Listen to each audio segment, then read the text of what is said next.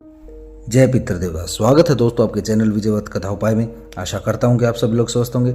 आज हम आपको 10वें श्राद्ध के दिन सबसे आसान सरल विधि बताएंगे जिससे आपकी सारी समस्या दूर हो जाए। आज हम आपको पितृपक्ष के 10वें श्राद्ध के बारे में बताएंगे, क्या करें क्या ना करें, क्या लाभ होंगे, पूरे दिन क्या करें, पूरी विधि जान लो। और इस दिन क्या दान करना चाहिए, श्राद्ध की पूरी विधि को, विधान को कैसे करें, श्राद्ध में क्या भोजन बनाएं, इसके बारे में पूरी जानकारी लेकर आए हैं। ऐसी बहुत सारी खास बातें आपको हम आज इस वीडियो में बताएंगे।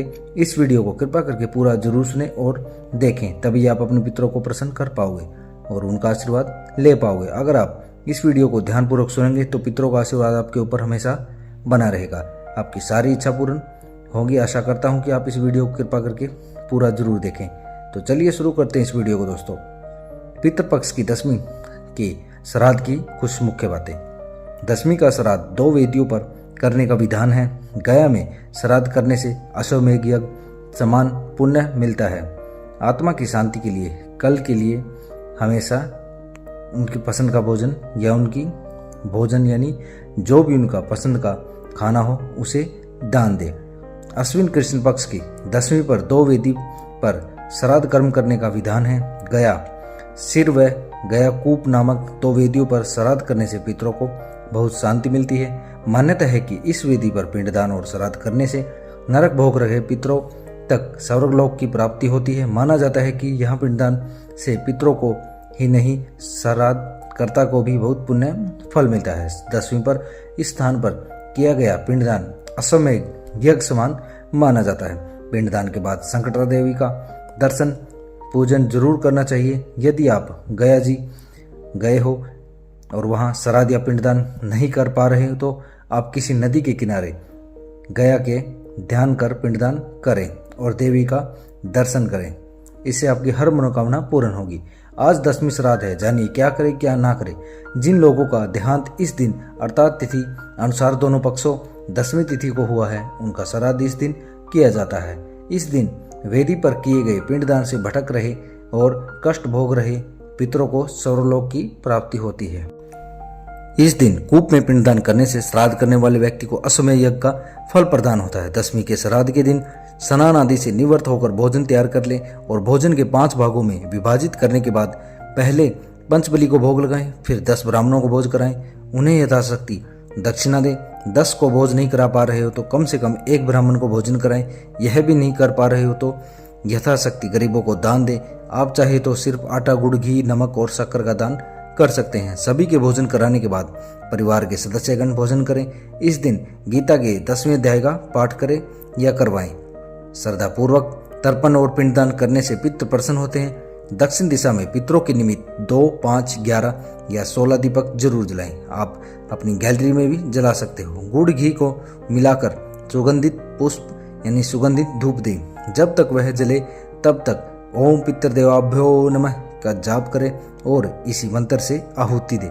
परिवार के सभी सदस्यों से बराबर मात्रा में सिक्के इकट्ठे कर उन्हें मंदिर में दान करें। इस दिन ये कार्य न करें। इस दिन गृह क्लेश न करें। चरखा, मांसाहार, बैंगन, प्याज, लहसुन, बासी भोजन, सफेद तिल, मूली, लौकी, काला नमक, सत्तू, जीरा, मसूर की दाल, सरसों का साग, चना आदि वर्जित माना गया है। कोई यदि इनका उपयोग करना है तो पितर नाराज हो जाते हैं। शराब पीना, मांस खाना, श्राद्ध के दिन यानी श्राद्ध के दौरान मांगलिक कार्य करना, झूठ बोलना और ब्याज का धंधा करने से भी पितर नाराज हो जाते हैं। गीता के 10वें अध्याय का पाठ जरूर करें। इस दिन दान पुण्य के साथ पितरों के निमित्त भागवत गीता के 10वें अध्याय का पाठ भी जरूर करें। श्राद्ध कर्म के बाद 10 ब्राह्मण को इस दिन भोजन खिलाना चाहिए। यदि आप 10 ब्राह्मण को भोजन नहीं खिला पा रहे हो तो कम से कम 1 ब्राह्मण को भोजन जरूर कराएं। साथ ही कौवा, गाय, कुत्ता, चींटियों के लिए भी इस दिन भोजन निकालें और अपने हाथों से उन्हें खिलाएं। साथ ही यह यथासंभव अन्न और धन का दान जरूरतमंदों को करें। खीर पूड़ी और हलवा जरूर बनाएं। श्राद्ध के भोजन में खीर पूड़ी हलवा सबसे शुभ माना गया है। साथ ही इस दिन पितरों को वह भोजन भी खिलाना चाहिए जो उन्हें पसंद हो। इससे उनकी आत्मा तृप्त होती है और आपको आशीर्वाद देती है। इन चीज़ों को श्राद्ध भोज में न करें शामिल।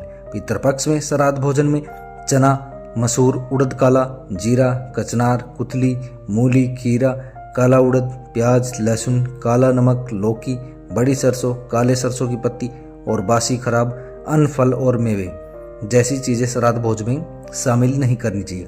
क्षमा याचना जरूर करें, ऐसा करना न भूलें। पुराणों के अनुसार जब भी कोई मनुष्य मरता है तो उसकी आत्मा की यात्रा 3 मार्ग में से किस एक पर चलती है। यह उसके कर्म पर निर्भर करता है कि उसे कौन सा मार्ग मिलेगा। ये 3 मार्ग है, अर्ची मार्ग, धूम मार्ग और उत्पत्ति विनाश मार्ग। ऐसे में आपके पितृ किसी भी मार्ग पर जाएं, आपका कर्म है उनकी शांति के लिए प्रयास करना और यह काम आप उनके श्राद्ध करके ही कर सकते हैं। प्रत्येक आत्मा को भोजन, पानी और मन की शांति की जरूरत होती है और इसकी पूर्ति के लिए सिर्फ उसके परिजन ही कर सकते हैं। इसलिए श्राद्ध अपनी यथाशक्ति करे और उसके बाद उनसे क्षमा याचना भी करे, ताकि कोई भूल चूक हुई हो तो वह आपसे नाराज ना हो।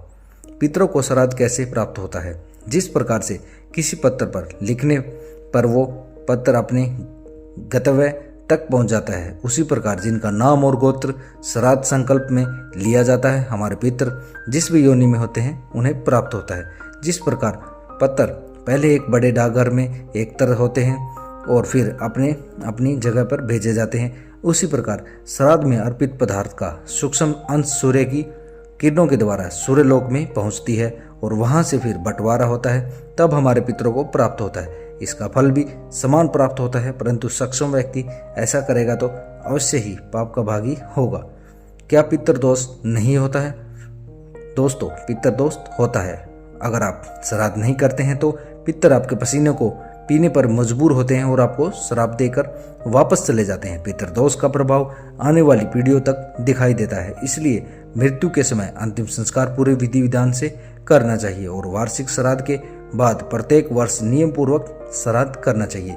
शास्त्र समस्त तो ये होता है कि आप जिस भी तीर्थ में जाएं तो श्राद्ध अवश्य करें, आपको आशीर्वाद और पुण्य फल ही मिलेगा।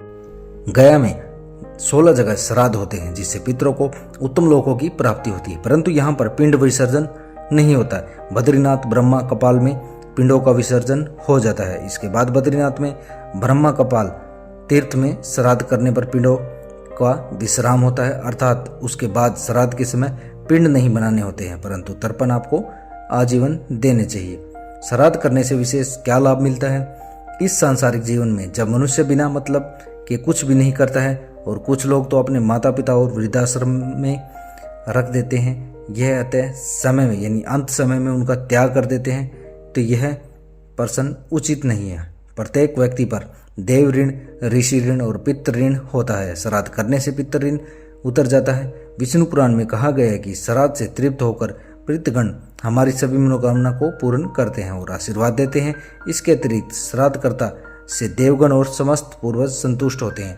गरुड़ पुराण के अनुसार जो पुत्र श्राद्ध करता है वो अपने लिए उत्तम लोकों का मार्ग खोलता है, क्योंकि यह अत्यंत पुण्य कर्म है।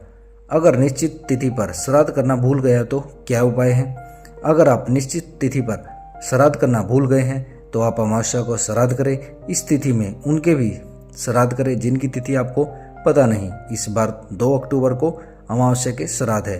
पितृपक्ष में इन पेड़ों पर रोज और जरूर जल चढ़ाना चाहिए। पीपल का वृक्ष विशेषकर श्राद्ध पक्ष में लगाना चाहिए। इसके अलावा पितृपक्ष के दौरान रोजाना पीपल के पेड़ पर जल चढ़ाए। ऐसा माना जाता है कि इससे परिवार में सौभाग्य आता है।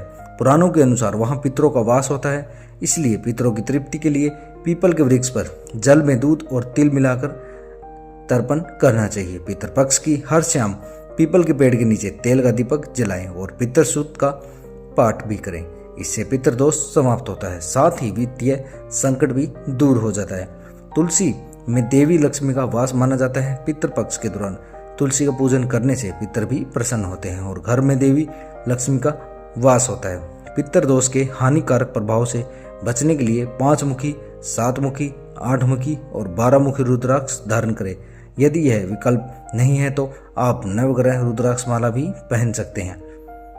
पितृपक्ष के दौरान शाम के समय जल रखने वाले स्थान पर पितरों के नाम का दीपक जलाए। ऐसा कहा जाता है कि इससे घर में सुख शांति बनी रहती है।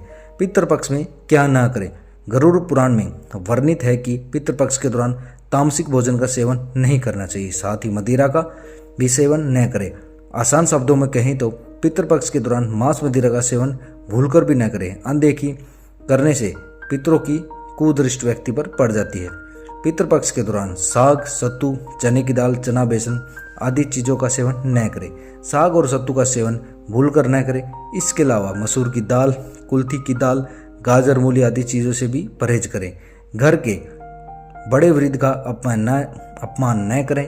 परिवार में किसी का दिल न दुखाएं और न ही उनके मान सम्मान को ठेस पहुंचाए। इससे साथ ही पशु पक्षी और जीव जंतु को भी न सताएं। पितृपक्ष के दौरान खरीदारी न करें और न ही नए रंग के वस्त्र धारण करें। इस पक्ष के दौरान भूलकर शुभ कार्य भी न करें। ऐसा करने से व्यक्ति को पितृदोष लगता है। पितृपक्ष में क्या करें? पितृपक्ष के दौरान रोजाना स्नान ध्यान के बाद दक्षिण दिशा में मुख कर पितरों को जल का आधार्य दें। इसके बाद पितरों को भोजन दें। पितृपक्ष के दौरान पितृ चालीसा का पाठ करें और पितृ मंत्रों का जाप करें। पितृपक्ष के दौरान रोजाना संध्या काल में छत पर दक्षिण दिशा में मुख कर सरसों के तेल का दीपक जलाएं। पितृपक्ष के दौरान ब्रह्मचार्य नियमों का पालन करें। साथ ही जरूरतमंदों की सेवा करें। पितृपक्ष के दौरान रोजाना अपनी आर्थिक स्थिति के अनुसार अन्न, जल और धन का दान करें। पितरों का तर्पण क्या है, कैसे करें, क्या होगा फायदा? पितरों का तर्पण जल अर्पित करते समय कुछ बातों का ध्यान रखना चाहिए। एक पात्र में कुशा लें, दोनों हाथों को जोड़कर और पितरों का ध्यान करते हुए ओम आगच्छन्तु में पितर एवं ग्रहन्तु जलाजलिम मंत्र का जाप करें। अब इसे धीरे धीरे अपने अंगूठे का उपयोग करते हुए 5 से 7 बार या 11 बार जमीन पर इसे चढ़ाएं। पितृपक्ष में रोजाना पशु पक्षी को चारा दें। आप अपने छत पर भी पक्षियों को दाना डाल सकते हैं। अगर हमारी स्टोरी से जुड़े आपके कुछ सवाल हैं तो वो आप हमें वीडियो के नीचे दिए गए कमेंट बॉक्स में ज़रूर बताएं। हम आप तक सही जानकारी पहुंचाने का प्रयास करते रहेंगे। अगर आपको ये स्टोरी अच्छी लगी है तो इसे शेयर जरूर करें, इस चैनल को सब्सक्राइब करें। ऐसी ही अन्य स्टोरी पढ़ने के लिए जुड़े रहें विजयव्रत कथा उपाय से। दोस्तों, अगर आप उपाय को अच्छे ढंग से करेंगे तो आपको भगवान श्री विष्णु जी और आपके पितरों के आशीर्वाद से आपकी हर मनोकामना पूर्ण होंगी। तो मिलते हैं नेक्स्ट वीडियो में दोस्तों। धन्यवाद।